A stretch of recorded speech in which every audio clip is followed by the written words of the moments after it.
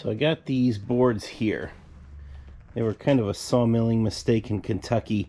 I was looking for 5/4 by 12s, meaning 5/4 thick by 12 inches wide, by whatever random lengths they had. The sawmill guy thought that I wanted 5x4s, 12 foot. So he cut me a whole bunch of these. This is about not even quite a quarter of them. But anyways, I've got a project that we can use these for.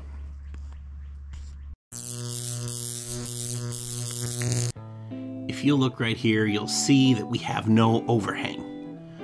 Up here on the top, we have a 16-inch overhang, but we have the purlins that we put on top of the insulation, if you saw that in another video, to hold up the fly rafter. That's the one on the far outside of the overhang. So on the bottom here, we are going to make a bracket that will hold up the fly rafter. It'll look kind of like this.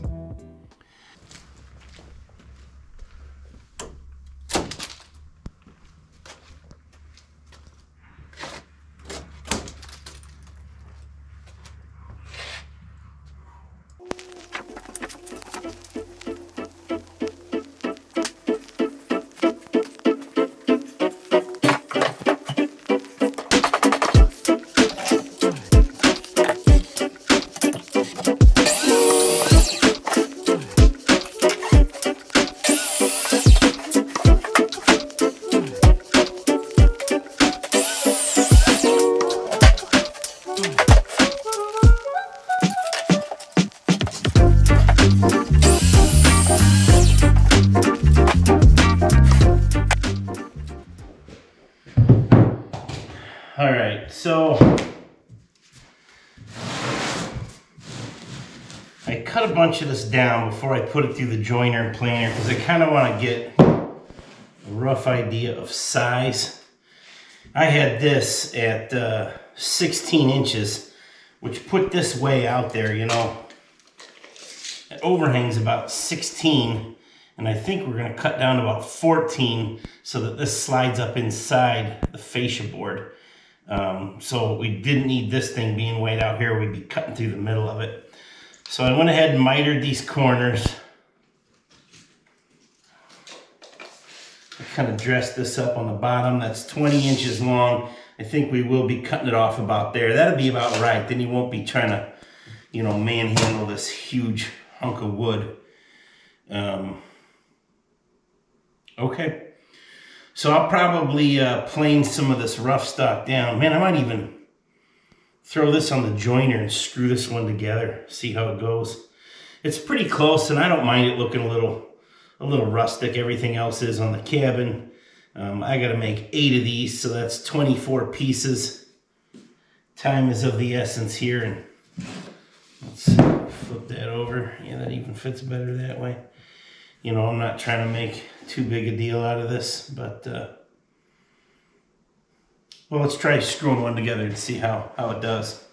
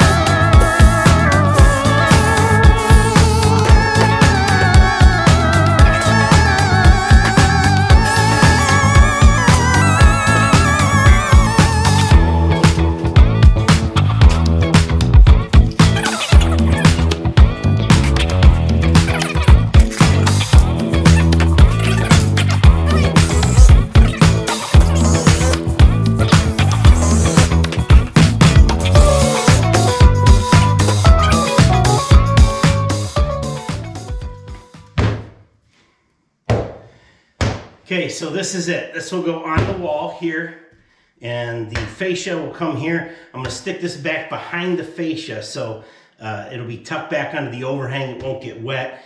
These are by no means, you know, furniture grade. These are pretty hacked out, quick job. I've got to make 7 more of these. I really only need 2 for this next trip, so I may just make another one like this and see how I feel about them after they go up, if they're even necessary, before I make a whole bunch of other ones. It'll be a little while when we're doing the siding before we need the other ones, but I've got to have something to hold the fly rafter on the little auxiliary cabin. So I'm gonna make this other one real quick. We'll throw these in the truck. We'll take these to Kentucky with us, and like I say, that'll be up high on the roof holding the fly rafter up. So this wood is terrible. It's man, it really went wonky in the kiln. So these are like you know, hockey sticks, and they're out of square, and even the surface here is bowed. So if I was really concerned about it, I would put these on the joiner and the planer, get them dimensionally perfect. We'll be building some furniture out of this stuff later, and we will do that. I would probably take this piece and make it thinner. If you look right here, this sticks out because it's a little crooked. The angle cuts poor in the saw. I don't care about it for what we're doing here, but if you were really concerned, if you wanted to make something, you could sand all this out, you could route it, and I would probably make this one thinner, just so that it sat inside. You don't get these reveals where stuff sticks out, but we'll beat it with a hammer and throw it on the house, and it'll be just fine. So anyway. Wait, I can't leave this like this. Look at how far off these joints are here. This is not the kind of work we like to do.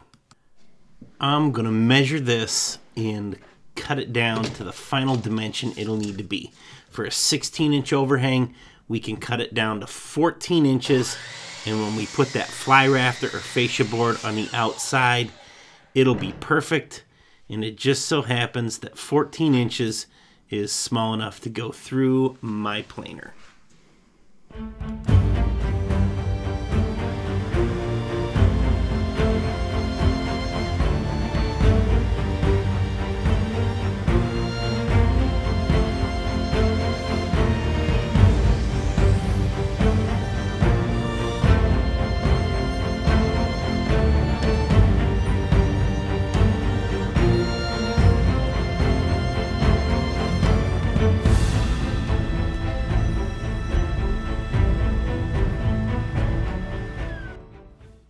All right, that's more like it. Turns out uneven this and that bugs the heck out of me, but I was able to keep these pretty squared up. They stuck together when I screwed them down, and then because they are narrower than the planer blades, I just sent them right through and they turned out beautifully. So that's good. All right, guys, that's it for this one. I lost my hat, so you get my bald head. Anyways, we're gonna hop in these trucks, head to Kentucky, and put these on. So stay tuned. Thanks for watching.